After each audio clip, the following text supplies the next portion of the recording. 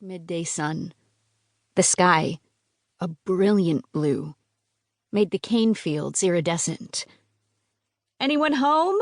she yelled, contemplating whether she should pull the door open or wait. "Open the door!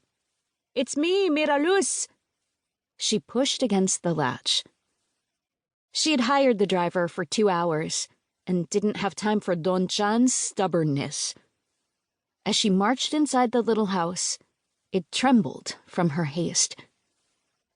That damn house, over 70 years old, the only one in the area to survive numerous hurricanes, revolutions, dictatorships, and wars. Don't fall apart on me now. The house was in complete order. The cement floors freshly mopped. The wood for the kitchen stove piled up neatly into a small pyramid. The cans of water filled to the brim. The furniture propped against the walls, leaving the room spare as if waiting for a gathering. Not much had changed in the 8 years since she'd moved to the city. If it hadn't been for the strange odor that permeated every room, she would have thought it was 1965, and that any minute Santo would burst through the door with some news about the Yankees, or Doña Caridad would have piled up the víveres in the kitchen, freshly plucked from Los Llanos' communal garden, filling up the bellies of anyone who entered the Colón household.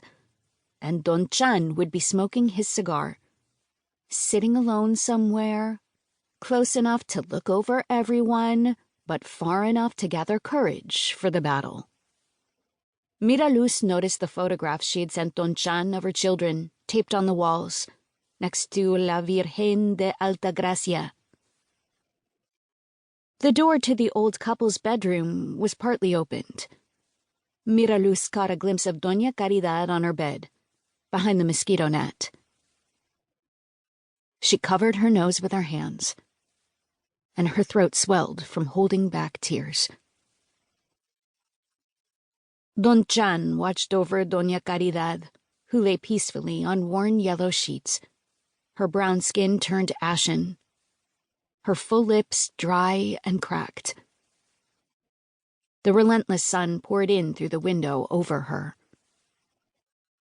The small wooden cross over the bed tipped over.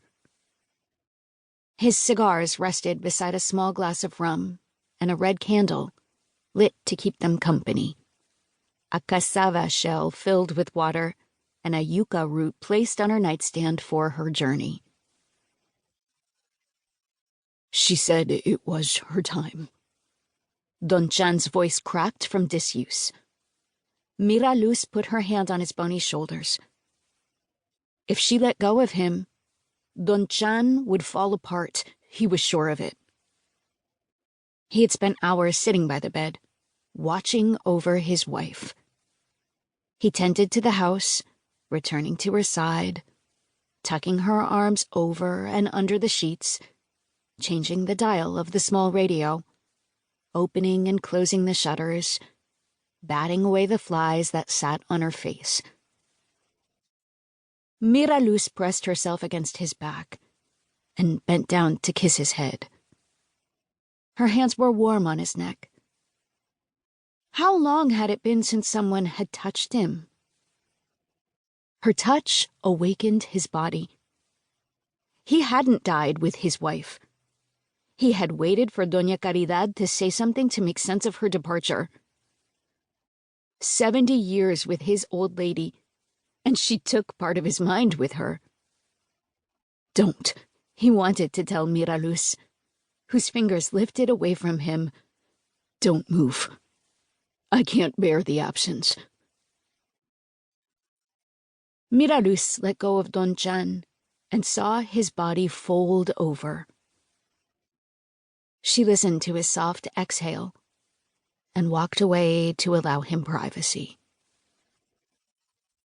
She asked the driver to take her to the nearest phone to call Don Chan's son, Santo, who had moved to the United States almost a decade ago. He would know what to do. She hoped that his wife, Esperanza, wouldn't.